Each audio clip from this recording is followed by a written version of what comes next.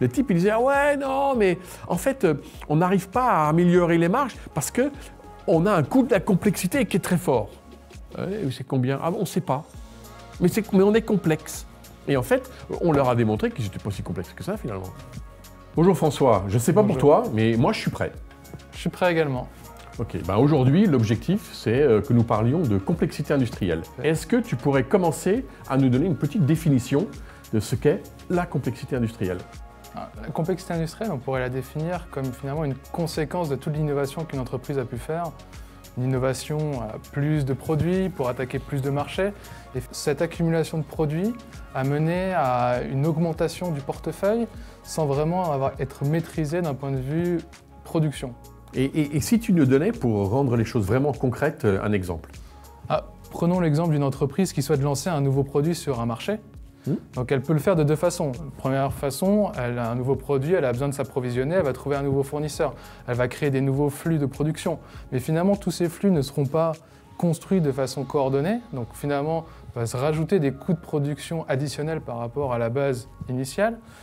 Ou alors, une entreprise qui gère bien la complexité va en amont réfléchir aux différents suppliers qu'elle peut déjà avoir pour optimiser ses coûts d'approvisionnement, étudier ses flux de production pour voir comment on peut intégrer le nouveau produit dans la chaîne existante et justement optimiser la chaîne de valeur.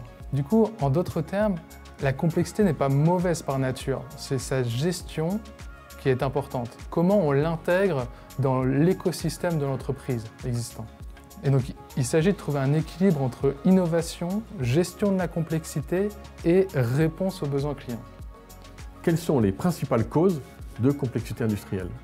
Sur la base de notre retour d'expérience, on a identifié 6 grandes thématiques qui recouvrent l'intégralité de la complexité industrielle qu'on peut retrouver dans une entreprise. L'organisation, l'exécution et les opérations, le portefeuille produit, l'empreinte industrielle, la chaîne d'approvisionnement et l'ordonnancement et la planification. En fait, si on essaie de se schématiser une entreprise, une usine, on pourrait la représenter comme plusieurs maillons qui forment une même chaîne. Et finalement, vouloir optimiser un seul endroit de cette chaîne peut ne pas mener à un optimum global sur l'ensemble de la chaîne. Et nous, ce qu'on souhaite voir avec notre méthodologie Bearing Point, c'est comment on arrive à trouver un optimum sur l'ensemble de la chaîne de production, la chaîne de valeur. D'accord. Donc Bearing Point a défini une méthodologie qui permettait de la calculer. Est-ce que tu peux nous expliquer un peu? Tout à fait. Donc Bearing Point a défini en 3 volets finalement une méthodologie qui permet de couvrir l'intégralité de la complexité industrielle. Un premier volet qui correspond finalement à mener des actions court terme, identifier les principaux leviers de complexité pour libérer du cash immédiatement. Et le deuxième volet, c'est d'analyser le contrôle de gestion industrielle pour identifier les coûts de complexité qui seraient saupoudrés sur différentes familles de produits au lieu d'être affectés sur le produit qui a généré cette complexité. C'est ça, oui. Et le troisième volet, une approche beaucoup plus innovante qui est de mesurer le coût total de complexité de l'entreprise pour réussir à différencier la bonne de la mauvaise complexité. Chez Bearing Point, on a développé un outil justement qui permet de décomposer les coûts de complexité par nature de coût, par fonction et par type de portefeuille produit.